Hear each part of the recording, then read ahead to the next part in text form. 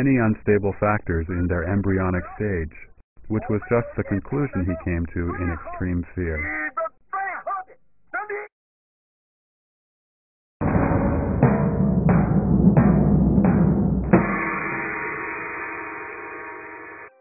In 1992, Falun Gong rose quietly in mainland China.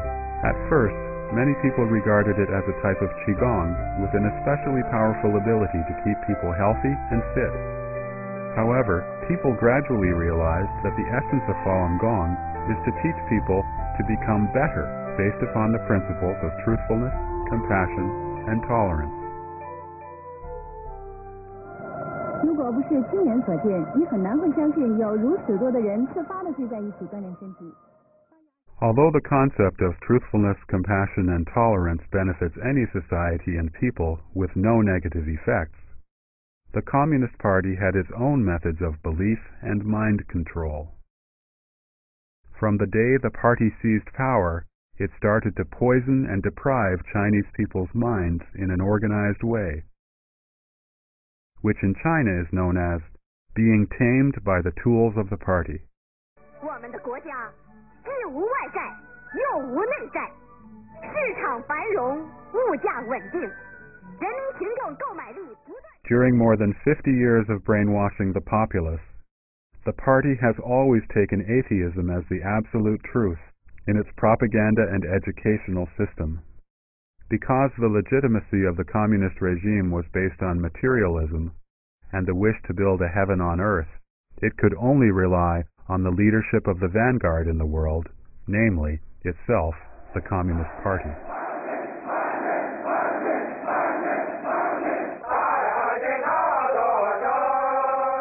The atheist propaganda aims to make people believe there is no heaven or hell and no karmic retribution, so that people would no longer be restrained by their conscience. Instead, they would focus on wealth and comfort as being the reality of this world. The weaknesses in human nature could then be manipulated, and intimidation and temptation could be used to control people fully. Meanwhile, the practice of atheism enabled the Communist Party to itself interpret freely what is virtuous and what is good or bad.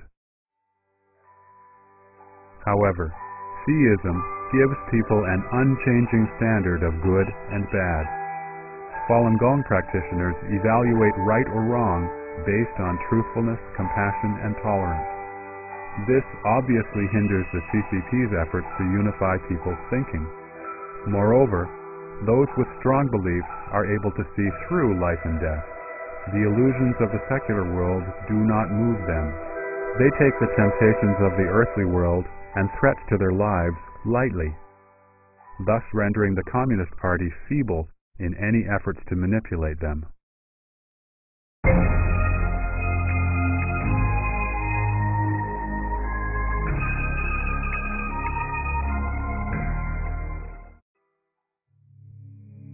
The philosophy that the Communist Party has relied on for its survival, as well as its so-called ideological point of view, are completely opposite to what Falun Gong teaches. Falun Gong promotes truthfulness, including only telling the truth and doing truthful things. However, the genes inherited by the Communist Party are deceit and lies. The party once claimed, nothing significant can be accomplished without lying. Falun Gong promotes compassion, including considering others first and being kind to others in all circumstances. But violence is another gene inherited by the party. The party advocates brutal struggle and merciless crackdown. Falun Gong promotes a world outlook of searching inside oneself. However, the Communist Party's concept of history and the world is the philosophy of struggle. The Communist Manifesto states, "The history of all hitherto existing society is the history of class struggle." Struggle has been the major means for the Communist Party to gain political power and to survive. Following the June 4, 1989 massacre at Tiananmen Square, the CCP has fully advocated that people should earn more money and make a fortune. The party once claimed, "Courage should be more and pace should be faster." It turned to total corruption in exchange for party members' loyalty. In other words, whoever followed the party would be allowed to gain personal benefits through corruption and embezzlement, an advantage impossible to non-party members. Ever since this time, government officials' profiteering and corruption in real estate and the stock market have run wild in China. Illegal second wives and smuggling are everywhere. Pornography, gambling, and drugs have become rampant all over China. Under such a background, the high moral standards demonstrated by Falun Gong practitioners, who practice truthfulness, compassion, and tolerance, resonated with kindness in the hearts of the public. People voluntarily studied Mr. Li Hongzi's series of books and promoted Falun Gong at their own expense. Falun Gong is spread from person to person and heart to heart. In a short 7 years, more than 100 million people were attracted to Falun Gong and started the practice. Falun Gong has a loose management structure, and anyone can come and go freely as he wishes. It is very different from the strict organization of the CCP. In China, the CCP exerts total control over every part of society. In the countryside, there are Communist Party branches in every single village. In urban areas, branch offices of the CCP are found in every neighborhood. In the army, government, and enterprises, the party structure reaches to the very root. Despite the party's strict organization, the political study and group activities conducted weekly or more frequently in the CCP branches exist only in form. Few party members agree with the party ideology.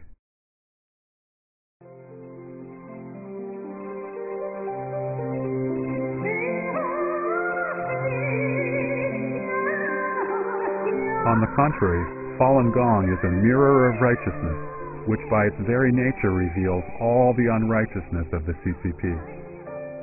In fact, what Falun Gong brings to people is a culture and a way of life.